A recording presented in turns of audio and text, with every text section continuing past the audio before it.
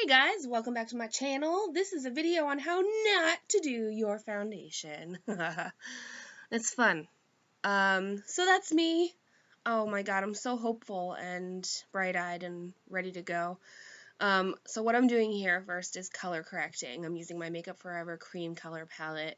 I forget the actual name, but I'll link it down below. And I am just trying to cover up my freckles and prep the skin for a full coverage foundation. Well, I'm covering my freckles and the redness in my face and all of that. So I'm using like a dark green color and then a teal color, and I'm gonna mix those in together. And so then there's the teal color. I'm using a small pointed precision brush to paint those on.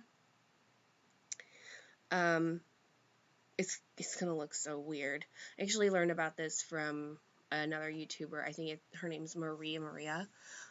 She speaks Spanish in all of her videos for the most part, but she's kind of brilliant. And she's super freckly, so for anyone who kind of wants to learn a little bit more about applying foundation and covering up the freckles to start with a clean, neutral base, watch her. I'll link her down below. I'm going in with some yellow and some red on the under eye to cancel out the purple in the under eye area. As you can see, I already did my eye makeup, which I like to do if I think there's going to be any fallout, and I did use some bright color on the lid there. So I did the eyes first. Oh, there's the red, going in with the red. Once this is all covered, once you have the colors in the place where you really want to cancel out any redness or discoloration, go in and sort of buff it, but don't like rub it around, because then you're just going to have colors all over your face. So I went in with a wet beauty blender or a damp beauty blender and buffed it to keep it all in place, but just blend it in with the skin a little bit. And it's going to look super weird when you have it at first, but you're going to cover it all up to create, and this is just going to help to create that neutral skin tone that you're going for. So like, this is all the right thing to do in the beginning, I think, if you're really going for high full coverage. But you'll see after this turns into a complete shit show. First of all, I went in with I bought a foundation that was not the right color for me. The only reason I got it was because it's the Rimmel 25 Hour, and there were only 2 shades left, and it was on sale for $3.99. So I bought it. I was like, this could work. I didn't really even try it out. It was in a Walgreens, so I didn't try and test it or anything. I was just like, for the first time, let's give it a shot. I mean, for my first time doing full coverage, since I literally think since high school, I thought, well, I'll just pick it up and try it out. So I'm almost done buffing it out here. And see, it looks like you can already see it's canceled out a lot of the redness and discoloration under my eyes. And that's good. Yeah, I'm going in with Shape Tape to sort of blend it in a little bit, blend in that, or cover up that color even more, to get to the more natural skin color.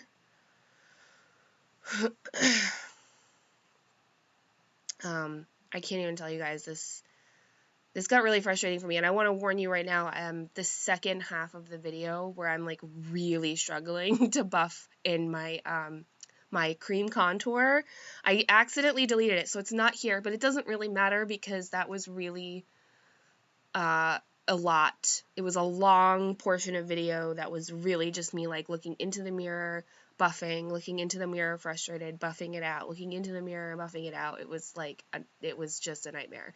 But you'll see, like I begin to struggle at the end here in the video that I didn't delete.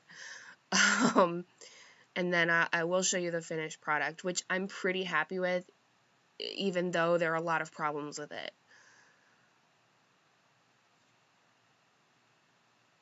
I think I meant to speed this part up, but it doesn't really matter because we're just having a chat about, the struggle is real. The struggle is real to try and get like super flawless skin without it looking cakey or made up or anything. So this is my quest. This is the beginning for me. I'm really like obsessed with flawless skin, and for me, you know, I don't hate my skin. I really like my skin. It's not super problematic. It's kind of oily in the T-zone and dry around the outside. So, you know, I'm sort of learning about how to get that glowy finish around the outside, around the like ring of the the outer edges of the face, and keep it nice and matte and dry in the areas where it's. So I'm trying to like flip the script and go from dry on the outside to dewy on the outside, and then oily on the inside to dry on the inside, which is it's not an easy thing to do without looking like you have a doll face, like when you look up close looking like plastic. So I would say if that's something that you're trying to achieve, and you have difficult skin, just keep trying and trying new products, and it's hard. I mean, it, you know, this is where the real struggle is beginning. So look at me, I'm terrified. So scared of doing this. I really was. Isn't this like a ridiculous thing to be scared of? But it's scary when you don't know what you're doing and you're about to go out in public and show your face off. And you know, even my husband, I swear to God, I'm gonna kill him, because after I did this, he was like, "You look like a mannequin," and I was like, "Oh my God, stop! You're making me so self-conscious, you dick." But he got better about it when I was like, "I'm really trying here." That's the thing, right? That's what you're scared about when you try new things, is like people judging you and looking at you and going, "Oh, that doesn't look right." But fuck that. Who gives a shit? Just try new things, and as you go along, you'll learn more, and you'll perfect the things that you really want to perfect. You will if you keep trying. Just don't be afraid of it. You know, it's whatever. It's just makeup. And it's fun. It's supposed to be fun. It's supposed to make you feel good. So that's the whole thing here. It's like overcome that, and you can apply that to, you know, everything else in life. Just go with it. So here I am applying way too much foundation. Way too much. Oh no. Oh God, I wish I could go back in time and be like, stop. I mean, well, that's it. I'm just getting off the excess on my finger, but no, girl, that is too much foundation. You can't really see it in the video, but like some of those are like really big puddles of foundation. So now I'm going in with my beauty blender and blending it out. This is a good method if you're using a foundation that's right for your skin tone, that's the right tone for your skin tone, and and you don't have too much of it on there. Start with as little as possible and then build it if you want, but do not start with a huge amount. Look at me, I was like, uh-oh, this doesn't look right. What I did here is I used a foundation that is too cool for me. I'm now starting to realize that even though I do have redness in my skin, I am more of a neutral to warm skin tone. I do have some yellow undertones. I know this because I tan very well. Now, if I was fair and cool, I wouldn't. Oh, shit. There it is, the realization that this was not going my way. This is not working. Just swallow it down. Keep going.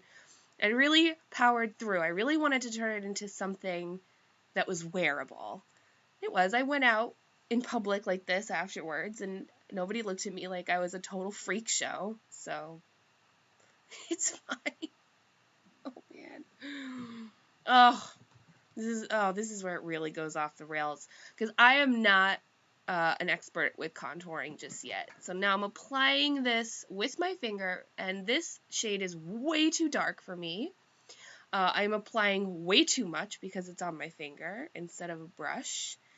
I didn't apply it evenly. You see how one side is higher up than the other?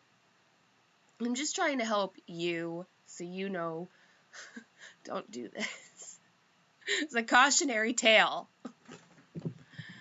That is my Real Techniques Expert face brush, which I think is actually really perfect for contouring. I've watched other people contour with it, and it is such a good contouring brush because it's really dense and soft and helps you buff out that color to really blend it nicely into the skin. So it doesn't look like you have any harsh lines. You don't want, like, that's something that I know and that you should know when doing your contour. Unless you want like a high drama, like borderline drag queen, Instagram contour with that line under the cheekbone, which I personally do not prefer. You want to buff. Just buff it out as much as possible. So this is and I keep doing this for another, I don't know, 15 to 20 minutes. But we're coming to the end of the turmoil here, of the video of me trying my best to make this look right. And we're going to come to the finished look in just a second. Like I said, because I deleted the rest of the video. But you really don't need to see any more than this. Just like, don't do this. Some of these things are good to do, like the buffing and the color correction, but this is just for you to see. This was me trying my first time ever with full coverage foundation in my adult life, and it is fine. It's okay. It's not perfect. It's not great. But I worked really hard to get it to that point, and I was happy with it. So anyway, I'm going to do some more videos on this later, so stay tuned. And I hope you enjoyed and had fun, and have an awesome day. Thanks, guys. Bye-bye.